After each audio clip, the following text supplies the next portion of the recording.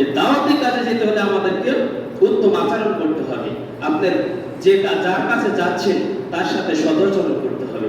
কখনো রাগান্বিত আপনাকে অনেক কথা বলতে পারে না মাঝহাবি অনেক কিছু বলতে পারে, কিন্তু আপনাকে কন্ট্রোল করতে হবে, পেটটাকে সুস্থ রাখতে হবে, শান্ত রাখতে হবে, তারপরে আপনাকে ইসলামের দাওয়াত দিতে হবে।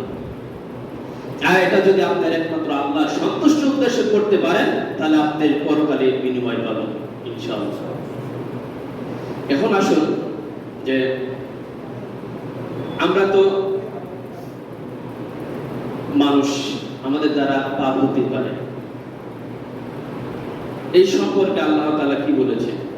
না, আমরা পাপ করতে পারি, পাপ হতে পারে, কিন্তু আমরা কি ক্ষমা চাবো না? অবশ্যই আমরা ক্ষমা চাবো।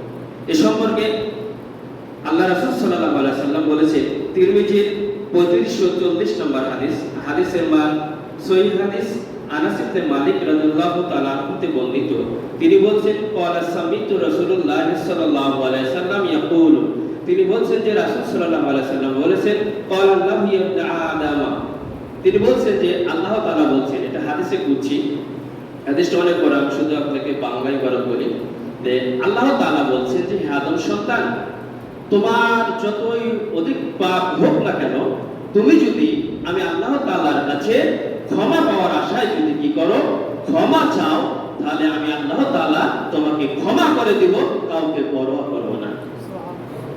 তোমার পাপ কত হয়েছে? তোমার পাপ একটা গ্রাম পর্যন্ত হয়েছে, একটা মহল্লা পরিমাণ পর্যন্ত হয়েছে, একটা ইউনিয়ন পর্যন্ত হয়েছে।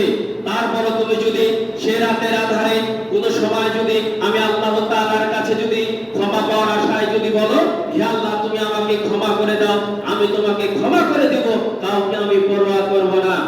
হে আদম সন্তান, তুমি শোনো, তোমার পাপ যদি ওই আসমানের কিনারা বা মেঘমালা পর্যন্ত হয়ে যায়, তারপরে তুমি যদি আমার কাছে ক্ষমা পাওয়ার আশায় যদি ক্ষমা চাও, আমি আল্লাহ তাআলা তোমাকে ক্ষমা করে দিব, কাউকে পরোয়া করব না।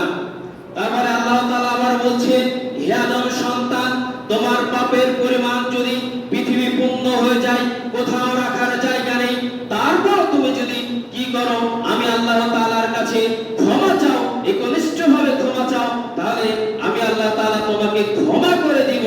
কিন্তু তুমি যদি শিরিক না করো, এখানে শিরিকের কথা বলা হয়েছে, শিরিক বড় পাপ, বড় অপরাধ, এটার জন্য তওবা করা লাগবে।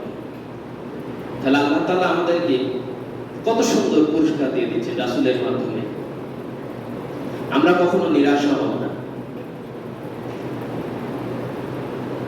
এরপরে আসুন, আমরা এগুলো শুনি সচরাচর বড় বড় আলেমদের মুখ থেকে আমরা শুনি।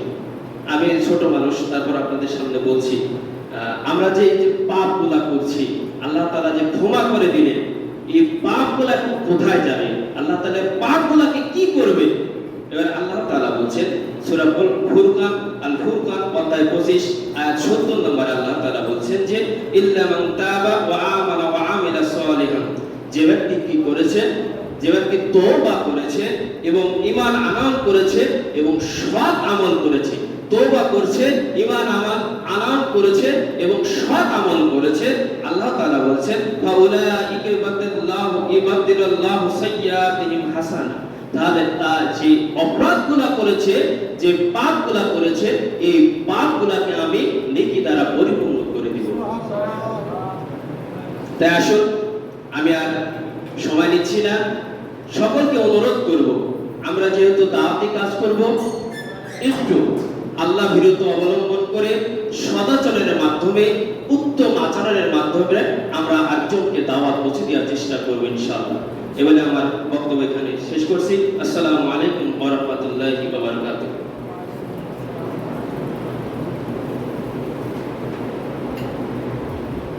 ধন্যবাদ।